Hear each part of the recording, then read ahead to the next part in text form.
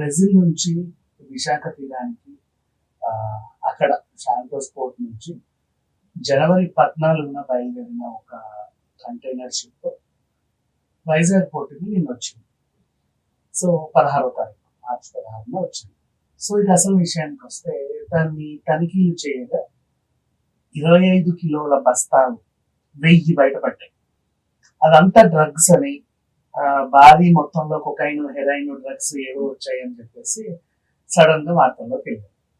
దాన్ని ఎవరు ఆర్డర్ చేశారు అంటే సంధ్య ఆక్వా ఎక్స్పోర్టర్స్ అనే కంపెనీ వాళ్ళు రొయ్యలకి మేత కోసం డ్రై ఈస్ట్ అండ్ ఇంకేవో కొన్ని పదార్థాలు కలిపినటువంటి బస్తాలను వాళ్ళు బ్రెజిల్ నుంచి ఆర్డర్ చేసి, అంటే ఇక్కడ కూడా దొరుకుతాయి, దొరకవని కాదు, కాకపోతే కొంచెం నాణ్యత ఎక్కువ ఉన్నటువంటి సరుకు బ్రెజిల్లో దొరుకుతుందని తెలిసి అక్కడ నుంచి ఆర్డర్ చేసుకున్నారు. ఇక విషయానికి వస్తే ఇవి 25,000 కిలోల డ్రగ్స్ బయటపడ్డాయి అని చెప్పేసి వార్తలు వచ్చాయి. ఇది 1 గ్రామే 10,000 ఉంటుంది, అంటే 1 కేజీ అంటే 10,000 ఇంటూ 1000.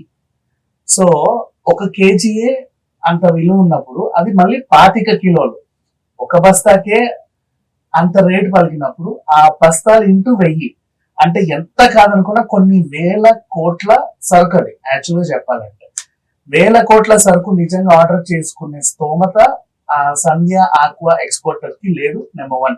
సో అది డ్రగ్స్ కాదు అని తేలిపోయింది. మరి ఏంటి అంటే దాన్ని వాళ్ళు తీసుకొని వాటర్ లో కలిపితే రంగు మారడం, ఏవేవో కొన్ని కెమికల్స్ ఎంత కాదనుకున్నా. కాకపోతే సడన్ గా రాజకీయ పార్టీలు అందులోకి ఎంట్రీ ఇచ్చి జగనే విశాఖ తీరం నుంచి డ్రగ్స్ బిజినెస్ చేస్తున్నాడు, వేలల్లో డ్రగ్స్ బిజినెస్ చేస్తున్నాడు, అందుకే విశాఖని రాజధాని చేయాలనుకున్నారు. విశాఖ రాజధాని అయితే ఇలాంటి ఎక్స్పోర్ట్ ఇంపోర్ట్ బిజినెస్ లు, డ్రగ్స్ బిజినెస్ లు బోల్డ్ అంతా చేసుకోవచ్చు, జగన్ ఆదాయం ఇదే అని చెప్పి ప్రతిపక్ష వాళ్ళు ఒక ఆరోపణ చేయడం జరిగింది. నెక్స్ట్ అలాగే అసలు ఇది చంద్రబాబు నాయుడే దగ్గరుండి చేయించాడు, వైజాగ్ లో ఒకవేళ నేను పాలన కొనసాగిస్తే ఎక్కడ వీళ్ళు డ్రగ్స్ కు ఇవ్వాలి కాకపోతే రేపన్నా బయటపడే ఛాన్స్ ఉంటుంది, కాబట్టి అమరావతినే క్యాపిటల్ చేద్దాం అనుకుంటారు. ఇది మొత్తం చంద్రబాబు నాయుడుకి డ్రగ్స్ కి సంబంధం అని వీళ్ళు.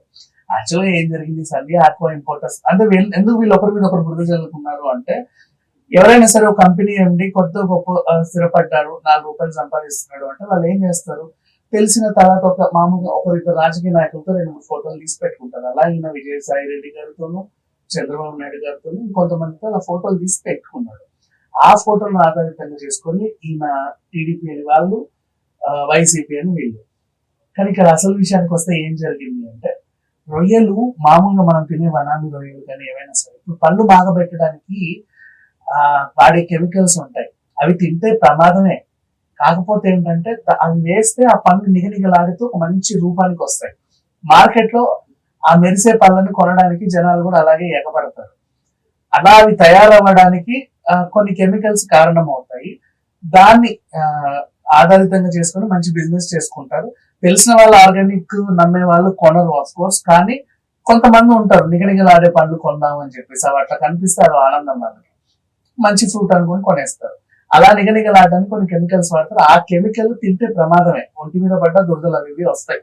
సేమ్ అలాగే ఈ రొయ్యలు కూడా ఏంటంటే, ఈ ఫీడ్ ఏదైతే ఉందో అవి రొయ్యలకు తినిపిస్తే ఇంత ఉండాల్సిన రొయ్య ఇంత అవుతుంది.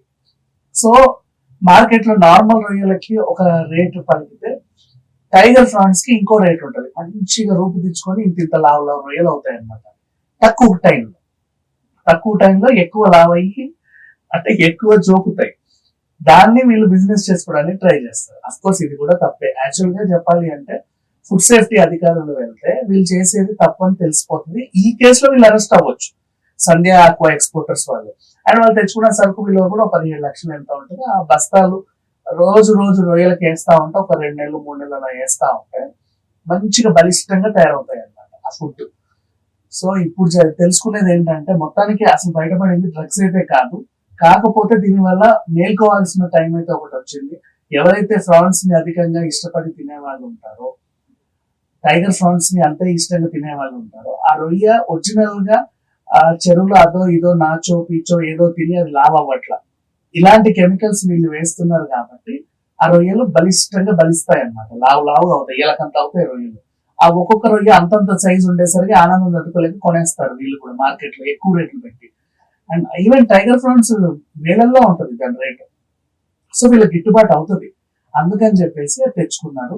అది డ్రగ్స్ అయితే కాదు. అండ్ సేమ్ టైం మనకి అది బయటపడింది కాబట్టి ఎవరైతే ఫ్రాన్స్ సీ ఫుడ్స్ ఎక్కువ తినే వాళ్ళు ఉంటారు, చేపలు అంటే ఇట్స్ ఓకే, సముద్రపు చేపల్ని మనం తెచ్చుకుంటాం, తింటాం, ప్రాబ్లం లేదు. సముద్రపు రొయ్యలు ఓకే తెచ్చుకోవచ్చు, వీళ్ళు సముద్రంలో ఏం కలపరు కాబట్టి పర్లా. చెరువు రొయ్యలు ఎవరైతే తింటున్నారో కొంచెం జాగ్రత్తగా ఉంటే మంచిది. And of course aqua company వాళ్ళు చేసింది తప్పే, అది ఆర్డర్ చేసుకోవడం కూడా తప్పే, అవి రొయ్యలకు ఇవ్వడం కూడా తప్పే. సో ఈ కేసులో అయితే వీళ్ళని అరెస్ట్ చేయొచ్చు, కానీ అవైతే డ్రగ్స్ కాదు. Thank you so much.